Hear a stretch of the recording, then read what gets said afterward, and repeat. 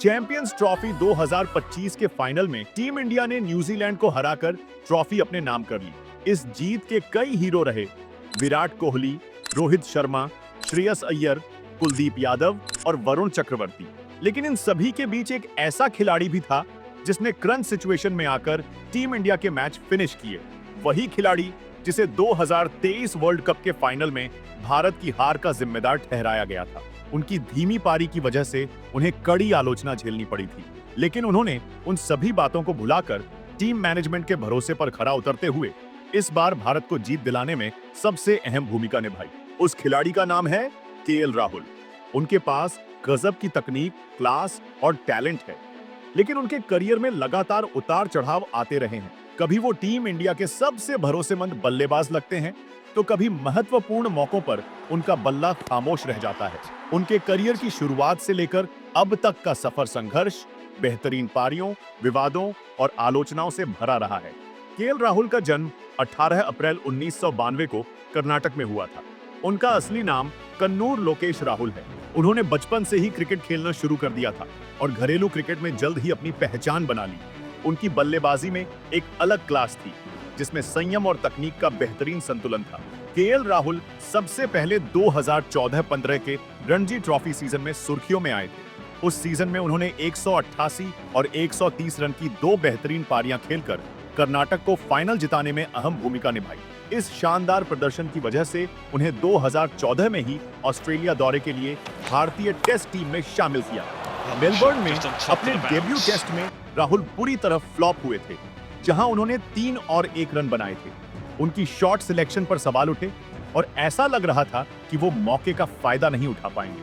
लेकिन Sydney test में उन्होंने शानदार वापसी की और एक 110 रनों की बेहतरीन पारी खेली।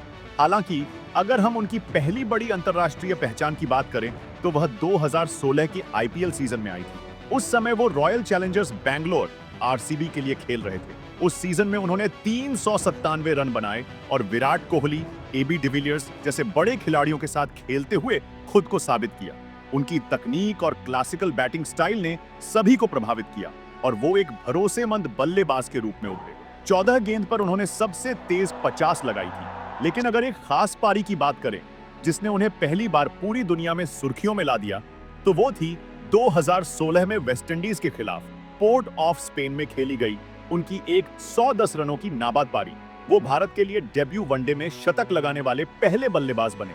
इस पारी ने दिखाया कि वो केवल टेस्ट क्रिकेट के लिए नहीं, बल्कि लिमिटेड ओवर फॉर्मेट में भी एक बड़े खिलाड़ी बन सकते हैं। इसके बाद से राहुल भारतीय क्रिकेट का एक अहम हिस्सा बन गए, लेकिन उनका सफर उतार चढ़ाव से भरा रहा है। जनवरी 2019 में केएल राहुल और हार्दिक पांड्या ने मशहूर टॉक शो कॉफी विद करण में शिरकत की। इस दौरान हार्दिक पांड्या ने कुछ विवादास्पद और आपत्तिजनक टिप्पणियां की।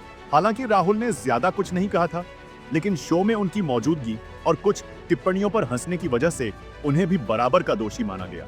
इस विवाद के चलते केएल राहुल की छवि को बहुत नुकसान पहुंचा।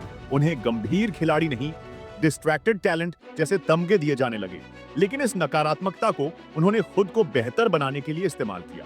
वर्ल्ड कप 2019 में शुरुआत में राहुल को नंबर 4 पर बल्लेबाजी के लिए भेजा गया, लेकिन जब शिखर धवन चोटिल हुए तो उन्हें रोहित शर्मा के साथ ओपनिंग की जिम्मेदारी सौंपी गई। राहुल ने इस जिम्मेदारी को बखूबी निभाया और श्रीलंका के खिलाफ एक 111 रनों की शतकीय पारी खेली। हालांकि जब भारत को न्यूजीलैंड के खिलाफ सेमीफाइनल में उनकी सबसे ज्यादा जरूरत थी, तो वो सिर्फ 1 रन बनाकर आउट हो गए।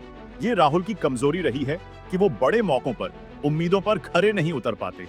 भारतीय क्रिकेट में बहुत कम खिलाड़ी ऐसे रहे हैं जो टीम की जरूरत के मुताबिक किसी भी पोजीशन पर खेल सकें और अलग-अलग भूमिकाएं निभा सकें।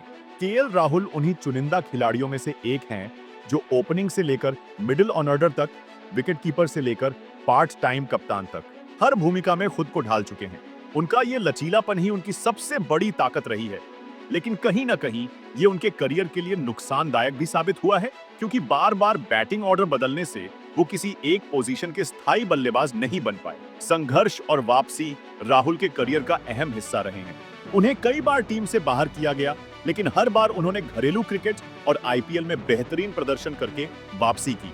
2021 में इंग्लैंड दौरे पर जब टीम को एक अनुभवी ओपनर की जरूरत पड़ी, तो उन्होंने लॉर्ड्स में शानदार शतक लगाया और भारत को ऐतिहासिक जीत दिलाई। इसी तरह 2023 में जब वह चोट के बाद वापसी कर रहे थे तो उन्होंने पाकिस्तान के खिलाफ नाबाद शतक जड़कर अपने आलोचकों को जवाब दिया। राहुल ने अपनी आलोचनाओं को पीछे छोड़ते हुए 2025 चैंपियंस ट्रॉफी में खुद को एक निर्णायक खिलाड़ी के रूप में स्थापित किया।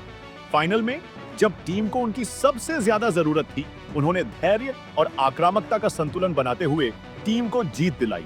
राहुल की इस यात्रा ने दिखाया कि कैसे एक खिलाड़ी आलोचनाओं से सीखकर खुद को निखार सकता है और टीम की जीत में अहम भूमिका निभा सकता है।